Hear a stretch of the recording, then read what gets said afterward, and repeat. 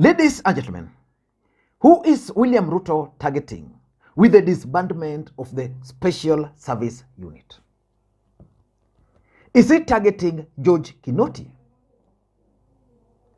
Or is there a chance that William Ruto is actually targeting Fred Okengo Matiang'i, the Cabinet Secretary for Interior? Or is there a chance that William Ruto is targeting President Uhuru Kenyatta with the disbandment of the Special Service Unit? Because let's face it, the issue of extrajudicial killings in this country is not new. For those who've been in this country for a long time, we all know the story of Chris Msando. We all know the story of Jacob Juma. And there are several other cases. William Ruto and his brigades never raised their voice. But they raised their voice immediately. 2 Indians and their driver were abducted.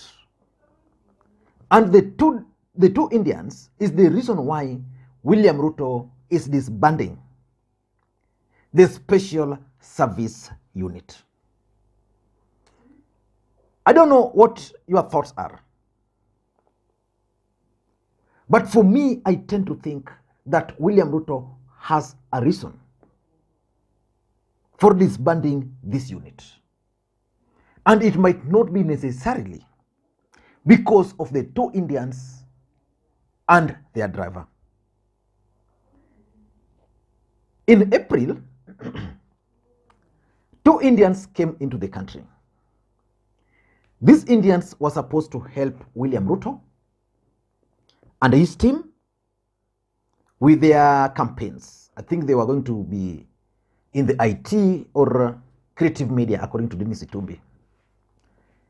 And after their arrival, they stayed here up to around 25th of July. That's when they were abducted. These people were abducted on the 25th day of July around Ole Sereni. The CCTV footages showed their car being blocked. Up to this point, they have not been found. Their family engaged a lawyer, Ahmed Nasir Abdullahi. You know what I mean? That's basically William Ruto engaged Ahmed Nasir to obtain court orders to compel the security agencies to produce the 2 in court or the 3 in court. That was on, they were supposed to be produced on the 5th day of August, just a few days to the elections. That never took place. They were never produced in court. And as fate would have it, William Ruto successfully managed to become the President of the Republic of Kenya. Immediately, he became the President of the Republic of Kenya on September 15th. Of course, we had a new acting Inspector General of Police, Noor Gabow. Noor Gabow instructed the Internal Affairs Unit to launch investigations, and they were given 21 days to give their report.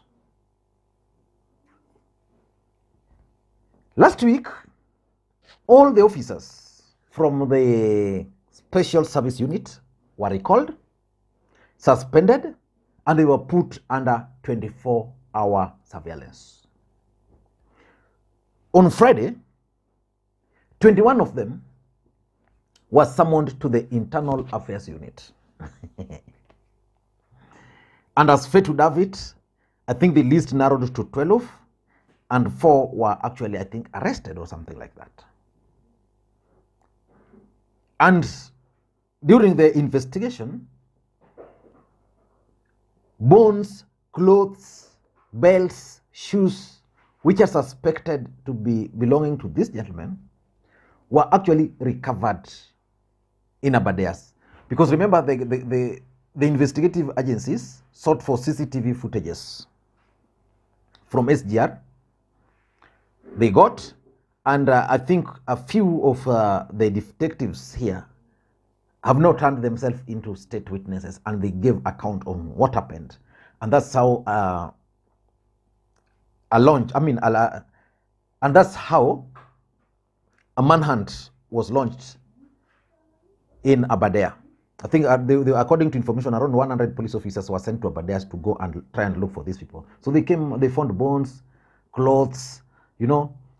As a matter of fact, the family of the 2 Indians and even the Kenyan driver have been asked to prepare for DNA test. But the question is, if extrajudicial killings has been with us here, is it possible that the 2 Indians can actually make William Ruto to disband this unit? Of course, it can make William Ruto to disband this unit, because remember, these were his guests. They could not be produced. When William Ruto became the president of the Republic of Kenya, on his swearing-in date, he ensured Aaron Ayadin, who was also kicked out of the country, who was deported out of the country, was present at State House. So probably William Ruto would have even wished that these 2 gentlemen were also going to be part and parcel of his celebration team. But what do you think is the main objective now? Why William Ruto has to disband this entire unit? The truth of the matter is that in 2019, George Kinoti disbanded the dreaded Flying Squad unit. You remember the Flying Squad unit? Flying Squad unit was really a good unit, but because of human rights abuse and the rest, they had lost public trust.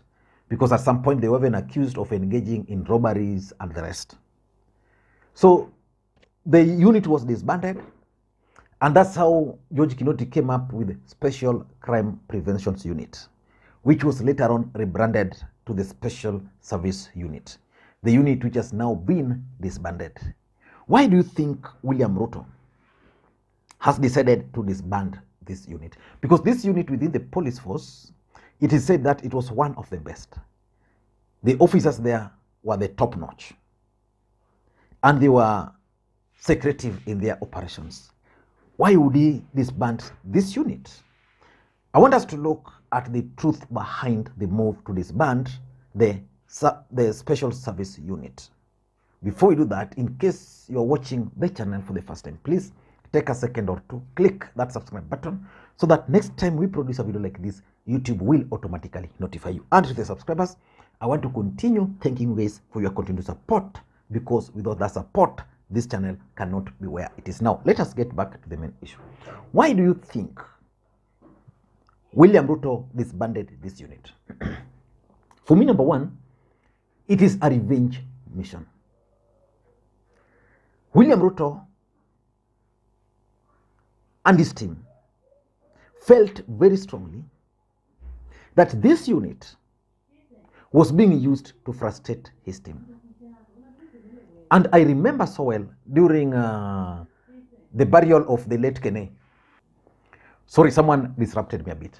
Now, I was saying, during the burial of the late Kene, William Ruto delivered a serious message to George Kinoti.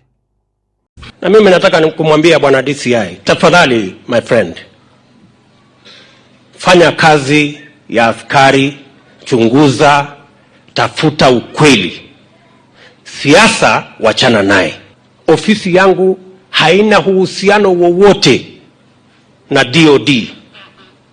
There is no deputy commander in chief. There is only one commander in chief. There is no relationship between my office and DOD. There can never be a relationship of procurement of guns around my office. What is this? Naye akaniambia ya kwamba ni kweli yeye anajuana na bwana Echesa, na alikuwa amepigiwa simu na kuambiwa ya kwamba Echesa na wenzake waliokuja kwa ofisi yangu walikuwa na appointment. haikuwa inapatikana na walikuwa wameanza kumtafuta. Mimi mwenyewe nikachukua simu nikauliza huyu Kenei, kwa sababu sikujua ya kwamba huyu Kenei ni mtoto wa mzee Chesang. And you could tell from his body language, you could tell from the tone that William Ruto was very angry, was very bitter. And I also remember William Ruto telling the former IG of police, Mutiambei, that he was one of the most incompetent police inspector general of police ever. And to be honest, the current IG is the president of Kenya, who is the leader of Azimio. So, if you put yourselves in our shoes, if the IG is also a competitor in the election, you know, where do you start? That's where the problem is. We have the most incompetent Inspector General of Police, I think, in the world. The most incompetent in the whole world. His incompetence may not necessarily play out when things are working, but when things get to a head and you need some decisions to be made, I can tell you for sure, the gentleman we have as an IG cannot. So I think it's all about revenge. But the main target is what we still don't know. Whether the target will be Kinoti, whether the target will be Matiang'i, whether it will be Karanja Kibichu, whether it will be Uhuru Kenyatta, or whether he's targeting specific people. Because according to the officers of the disbanded unit, most of them are saying that according to them, they act on order. And their officers, their bosses, were yet to be summoned. So for them, they don't even know why they're being summoned. So that's number two. I think William Ruto, as a practicing Christian in quotes, as much as he was in government, he was not happy with extrajudicial killings. So we want a situation where the extrajudicial killings in the country comes to an end. And the only way to end that is to do what he has done. Disband this unit publicly so that Kenyans can know that the role of police were actually confined to elimination of Kenyans, human rights abuses, and therefore is going to gain the confidence of Kenyans. So I tend to think that William Ruto is not just happy with the way things are happening in the country and the extrajudicial killings which have been happening in the country. He just wants it to stop. That's not going to be the policy of his government. Remember, every government comes with this policy. Extrajudicial killings normally targets, in most cases, criminals. If you are a high-profile criminal, you are normally charged in court, you find your way out of court, you are caught again, find your way out of court. What normally police do is that they terminate you so that it becomes the end of the story if you are problematic to them. So there are specific people they identify and they say, okay, for this one, Ruto's policy might not be that moving forward. Number three, I also tend to think that William Ruto might be keen on appealing to the civil society, because the civil society have been talking against the extrajudicial killings. Their voices have always been heard, loud and clear. So I tend to think that moving forward, the civil society will start associating themselves more with William Ruto and his government policy in terms of the issues of forced disappearances, issues of extrajudicial killings, and the rest. And number four, which I think is the main thing, is that William Ruto is actually keen on getting rid of the old system so that he can come up with a new team.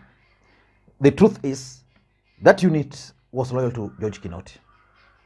George Kinoti was removed from office. That's the truth. And if the team was loyal to him and you remove the boss, how do you bring in your team? Because that unit has to be lean. The first thing you do is you disband the unit. Arrest, disarm these other guys and tell them, okay,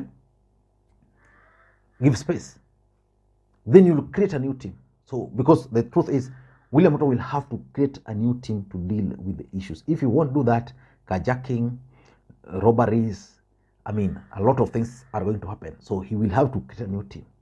So the only way is to disband this, get rid of those officers who are loyal to someone else. You might even find some loyal to Uhuru Kenyatta, so that they don't sabotage you.